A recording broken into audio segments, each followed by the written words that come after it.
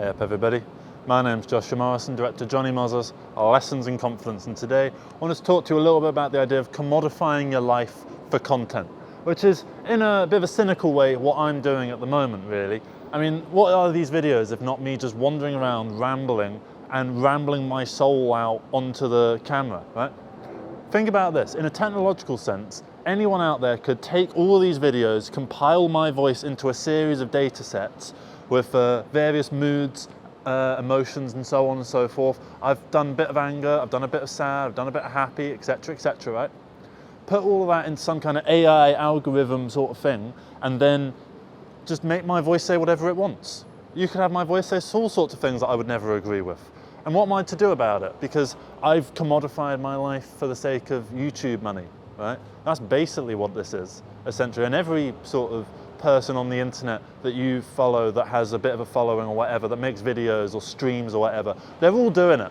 Every single one of them. And they all grapple with this idea of like, how do we take the fact that one, this is a job, even if it's a side hustle, it's still a job, it's something that you do semi-professionally, right? You combine that with the fact that you have a private life outside of this. Particularly if you're doing the sort of thing that I'm doing, which is the whole earnest sort of thing, where part of what you like about these videos is the fact that you think that I'm sort of being myself. And I basically am. Like, I mean, I'm being a bit more dictatorial about it, and I'm enunciating my words a little bit more, and I'm not mumbling and all that sort of stuff. And, you know, in certain conversations, you know, I'll be a little bit different. I'll be a bit different with my friends, then a little bit different with my parents, etc, right? As we all are, because we're not all completely one note. If you meet me in real life, I might not be exactly like this. I might be having a bad day. I might be a little bit, yeah, you're right. Yeah. You might not be able to pick that up on the mic. That's how much I'm mumbling, right? So I think every big or small creator, YouTuber that is doing this on a level where they're making any kind of money from this, because I am now technically making money on this. So no longer I think are my opinions and the way that I preach things, are they completely innocent anymore? Because now I have money behind me from one of the biggest companies in the fucking world, Google, right? And like, I'll probably take sponsorships. I'm not someone that will say, ooh, no, I'm too pure for sponsors. That's not, I'm not gonna take some bloody scam thing. I'm not just gonna promote any old shite, but I'll still take some sponsorships at some point.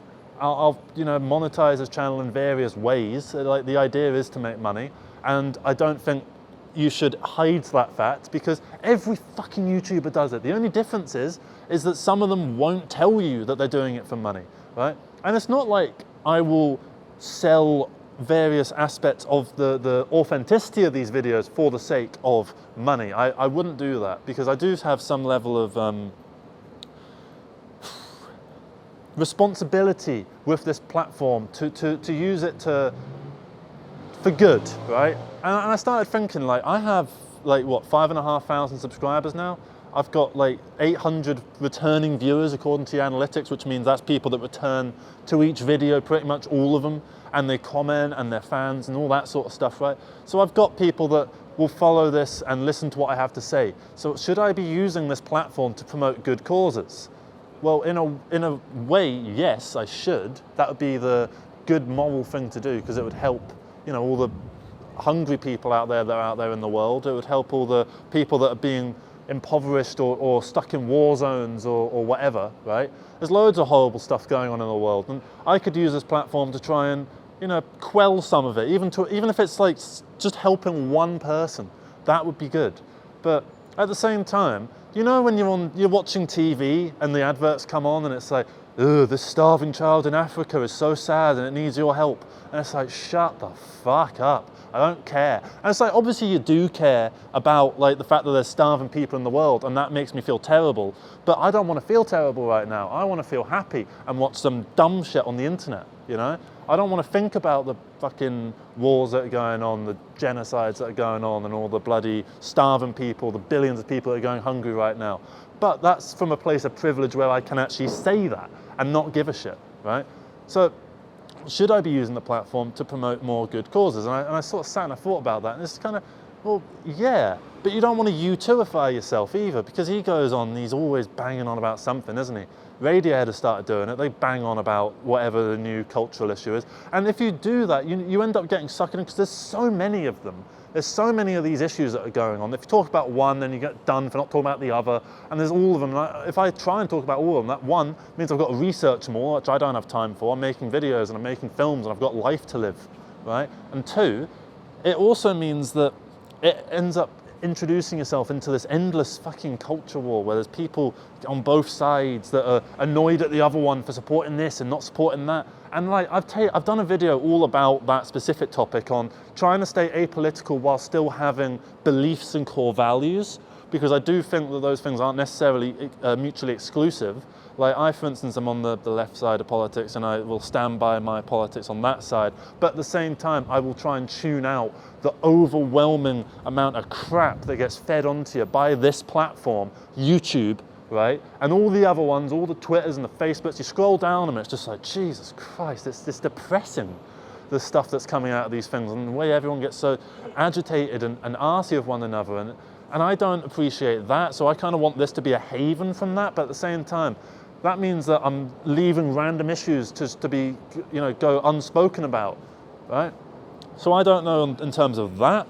And at the same time, if I have a platform and I say the wrong thing, not in terms of like offending someone or whatever, but I just mean in terms of giving the wrong advice, giving the wrong idea across, or maybe even if I just phrase what I'm saying poorly so that you take the wrong idea from it and that ends up impacting you in a negative way. I don't want to do that kind of thing, because I'm just some guy. I get stuff wrong all the time, just the same way that you do, or that bloody they do, or whoever is out there, And what am I going to do in regards to, say, if this channel really grows and grows and grows, and it gets, say, 1 million subscribers? Let's pray for that, right?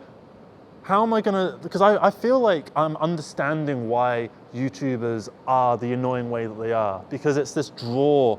Like I feel this negative sort of draw, almost this like black light that's trying to get me to be a bit more of this annoying, stereotypical, like, smash that like button and all that bullshit, right? I know I want to subscribe to this channel. I like the videos. I'm going to subscribe. You don't need to keep fucking telling me, right? It annoys me when people do that. So I never tell. I might leave a comment, right, about certain things. I might raise a question for the sake of it, for the sake of but then also that's not totally innocent either, because I'm doing it to drive engagement, right? So nothing here is totally innocent, right? And this is me telling this to you quite honestly and earnestly, right? Which again is another form of manipulation. Everything every fucking YouTuber does to try and deceive you into forming this parasocial relationship is deceptive in some form, even if they have good intentions by it, right? And I can't now sit here and say I have good intentions. I do, but it's hard for me to say that because I'm here giving you the kind of insider look, at least what I think is the insider look, onto how these larger channels operate and how, not necessarily how they logistically operate, but how they emotionally operate and how they sort of see what's going on and how they think about the audience and the reason that they're making these videos and all that sort of stuff. And, I do kind of start to understand it now. I understand why they put the smash that like button bullshit on there. I see why they do the Mr. Beast style fucking thumbnails. I see why they do the, hey guys, all the fucking shouting and swearing and all that stuff. I kind of get it, right? Because I've had the impulse to try and do that for the sake of my own viewership and the sake of growing my channel, because that's what it's all about. It's all a fucking numbers game, right?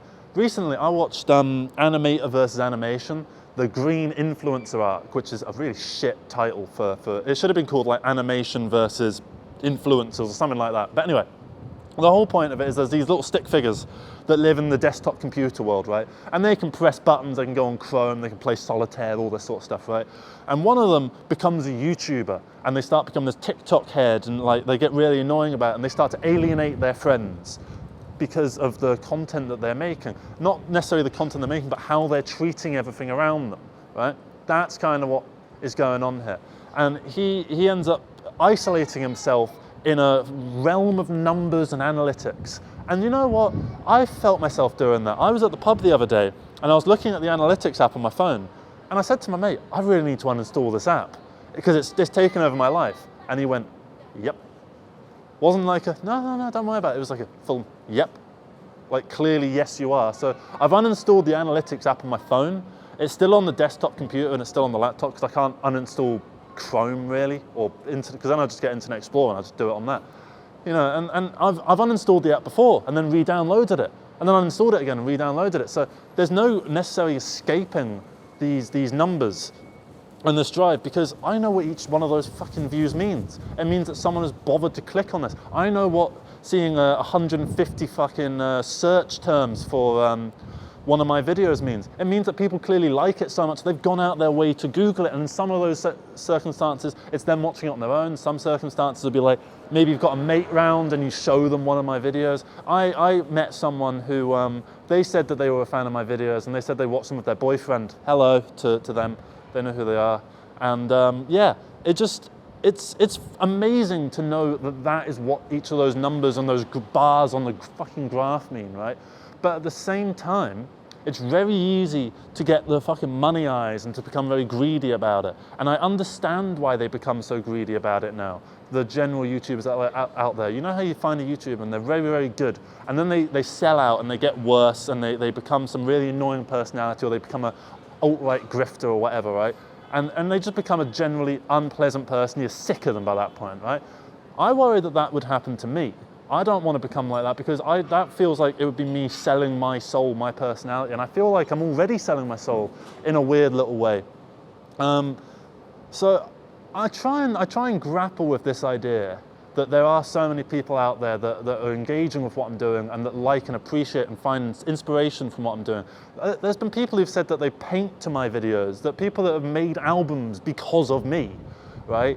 There are people that have like started to get their life back on track because of me, and like all sorts of positive experiences have come from me just walking around. Like the only way I make these videos, right? Do you know how I make them? Basically, I'm going to see a mate right now, right? I leave like 3 hours earlier than I need to, and I just wander around their local area and just do some videos. That's all this is. I've got a lav mic here, right? It's attached to the phone, right? And then I get back, edit it, quick little sync the audio and the video, put the 4 free overlays on the side. Let's get rid of those. See, that's what this looks like. Let's take the color correction off. That's what this looks like. You know, it's not that good, is it? It's all right, I guess. Let's put it back. There we are. And this is basically all it is. It's not really some mad special operation or anything like that. And you know, I want to keep it like this for as long as possible. I don't want to corporatize this. I don't want to turn it into some kind of big production house. But at some point, I'm going to have to register myself as self-employed, because I'm starting to make enough money that I need to actually do that. So that's something that needs to actually happen. So it's already corporatizing by default, okay? And yeah, sure, registering yourself as self-employed isn't exactly the same as opening up a 500 square meter office in Shoreditch or anything like that, but it's one step on the path to success, my path to success, which is different from your path to success, which is different from one of the commenters' path to success that you might have seen. Your friends will have various ways of getting to success, because some of them are doing like, I don't know, rising through the ranks of a retail job. Some of them might be getting into corporate stuff. Some of them might be doing this. I don't know, all sorts of things like that. And so if you're making videos like this and you're basically selling yourself and your voice to YouTube and the Google algorithm at large, right? I feel like the best way to take comfort in that is that you're not selling your soul necessarily to the company, who have access and rights to repurpose and reuse your footage however they see fit. Neither is it to the you know, the nasty, nefarious people that will be out there trying to manipulate what you say into something that you didn't mean. It's the people that take the inspiration, it's the people that find encouragement, and the people that start to set their lives right because of this, or even if they just find some comfort. This is the nice thing, they like to sit down and eat some food, have their dinner while they're watching these, or maybe they listen to them while they go to sleep and it's a nice little voice in the ear or whatever, you know. Maybe you watch it while you're, like, it's a nice voice in your ear while you're at the gym or you're on the bus or whatever, you know. Or maybe you just sit and you just get pissed and stoned and you watch these videos. I put out a poll and I asked how people watch these videos and what circumstances what people watch these videos, and I think it was like 16% get pissed and stoned while they watch these videos, and I think like 40% do it while they're eating food or doing chores around the house. So if you're doing that, if you're hoovering, hello, it's hard to hear over the sound of the Hoover, because you know it's quite loud, unless you've got one of those new sort of automated Hoovers, you know, the ones that kind of whoosh sort of around like that. But then you wouldn't need to do the hoovering, so I don't know why that'd be a big deal. So anyway, I feel like this video is starting to run its course, so I'll kind of wrap it up by just saying, I don't actually know who that was. I'm sure I do, but it's someone that's, oh, sorry. I'm sure I do know who that was, but it's just someone that's like kind of, you know, you met them once and you remember a bit of a face, but not totally. I don't remember a name. Maybe I met them at a pub or something like that, not sure. Anyway, to wrap the video up, it's not that it feels like you're commodifying your life. It's that you get yourself down about this idea and you worry about it, and it's very easy to catastrophize and to see the worst. But at the same time, know that everything tends to work itself out to some degree, and that the issues that you're thinking of aren't really the issues that are the most important ones. And it'll be something that you can never anticipate that will become the real issue, right? What an ominous note to finish the video on. Yeah, don't worry about it because there's something way fucking worse over here. So, yeah, I suppose that's going to be it from me. Hope you managed to get something out of this.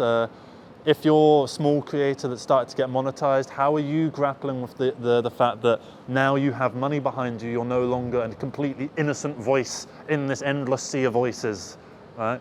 How do you cope with that fact? How do you learn and develop and grow into a person that can understand their position? So that's going to be it from me. Thank you very much for watching. Hope you have a good rest of the day, and take care, everybody. Bye-bye. I do have to look because I want to make sure the camera's still there, because it's a bit freaky, you know? Yep, still there.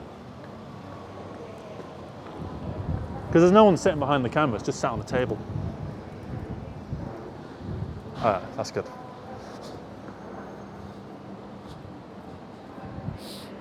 I felt like a long one.